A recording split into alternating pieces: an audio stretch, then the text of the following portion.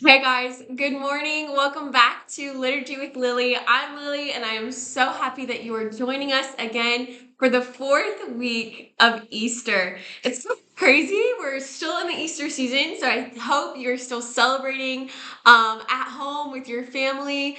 You're fully living out the joy of this Easter season. But yeah, this coming Sunday is our fourth Sunday of Easter. There's also another name for this, fourth Sunday of Easter. It's Good Shepherd Sunday. So I'm going to jump right in. We are going to read the gospel for this coming Sunday. It comes from the Gospel of John, and we are chapter 10, verses 1 through 10. Jesus, the Good Shepherd. Very truly, I tell you, anyone who does not enter the sheepfold by the gate, but climbs in by another way, is a thief and a bandit. The one who enters by the gate is the shepherd of the sheep. The gatekeeper opens the gate for him, and the sheep hear his voice. He calls his own sheep by name and leads them out. When he has brought out all his own, he goes ahead of them, and the sheep follow him because they know his voice. They will not follow a stranger, but they will run from him because they do not know the voice of strangers. Jesus used this figure of speech with them, but they did not understand what he was saying to them. So again, Jesus said to them, very truly I tell you, I am the gate for the sheep. All who came before me are thieves and bandits, but the sheep did not listen to them. I am the gate. Whoever enters by me will be saved and will come in and go out and find pasture. The thief comes only to steal and kill and destroy. I came that they may have life and have it abundantly. The gospel of the Lord. Wow. What a beautiful gospel. I love the imagery here, that Jesus is the gate, right? And we must go through him. All of those before him, and even those now, we can say after him, um, that aren't speaking the fullness of the truth, right? They're the thieves and the bandits that are trying to distract us and trying to say that they can fulfill our lives, when in reality it's only the Lord that can do that and truly shepherd us and shepherd our hearts. So beautiful, beautiful Sunday. I'm so excited to see you all at Mass this weekend and to hear the words spoken again, the gospel and the homilies that our wonderful priests and deacons have prepared, and then to take part in the liturgy of the Eucharist together. What a beautiful, beautiful the summit of our faith, right? But just so beautiful that we get to take part in that daily if we want to, but definitely weekly on Sundays together. So Good Shepherd Sunday is this coming weekend. And then we actually flip the calendar. We've been in April. We're going to flip it over. And oh my gosh, we're in May. On Monday, we start the month of May with a beautiful optional memorial. So this is Monday, May 1st. We have the optional memorial of St. Joseph the Worker. This specific memorial was established by Pope Pius XII in 1955. And he did this to Christianize the concept of labor, and to also give all workmen a model and a protector. Right? We know that St. Joseph is the patron of workers. So just a really beautiful day to at least pray for the intercession of St. Joseph on Monday. And I love to encourage all the wonderful men in my life to ask for his intercession every single day, because St. Joseph's got their back. He's a wonderful father, a wonderful head of the family. The terror of demons is also one of his titles, which I just think is amazing, but also the patron of workers.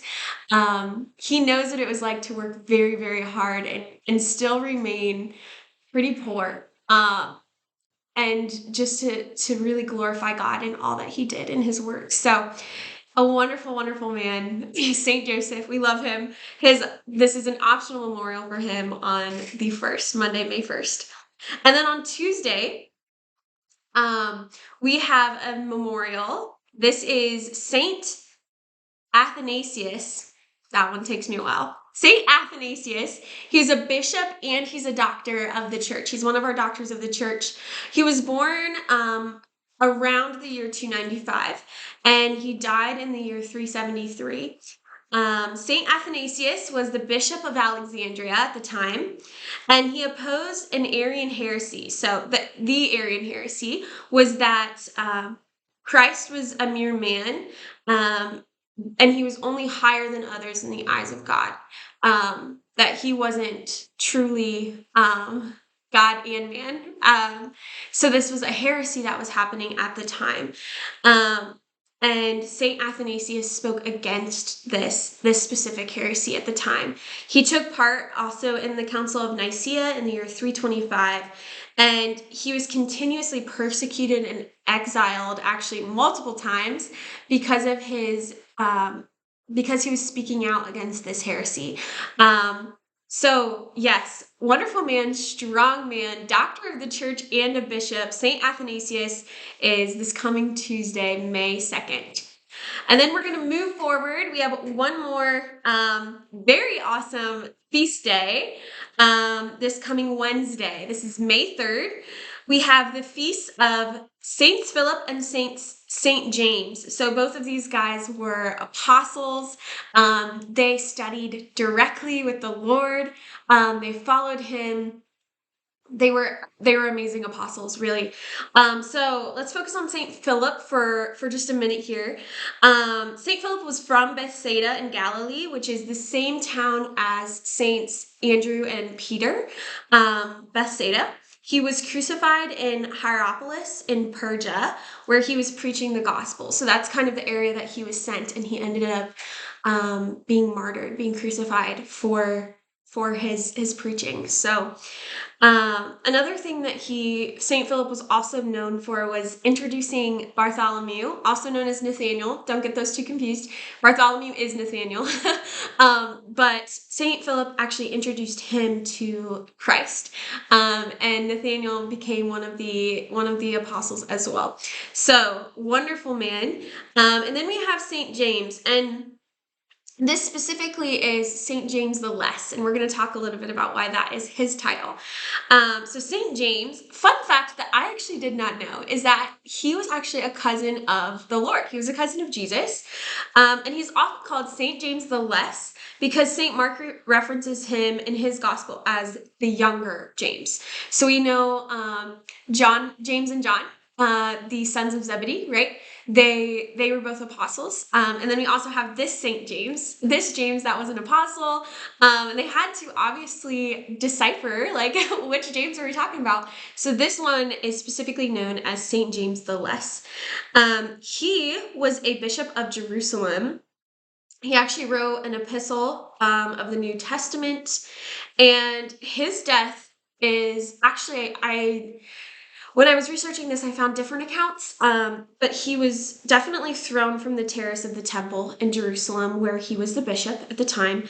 And then it is kind of in question whether he was clubbed to death or stoned to death after that. Both are absolutely horrific. And he withstood them because of his belief and his love in the Lord. So yes, we have the feast, St. Philip and St. James. It's been a while since we've had like feast day, right? We have a lot of optional memorials in our liturgical calendar, but these two have a beautiful feast day this coming Wednesday. I hope that you will take part in that and make it to a mass if you can. But definitely honor the saints that we have in our calendar this week in a special way, especially if one of them spoke to you, whether that be St. Philip, St. James, St. Joseph, St. Athanasius. We have some amazing saints that are in heaven praying for us and just waiting for us to join them in just worshiping the Lord in heaven. So yes, that is all that we have this week. I'm so excited to be diving into the month of May. Today we have some April showers outside, so I'm hoping that brings some really beautiful Mayflowers. We also have some wonderful things coming up. Next weekend we have First Communion for our second graders, and In the middle of this month, we'll also have our baccalaureate mass for our seniors.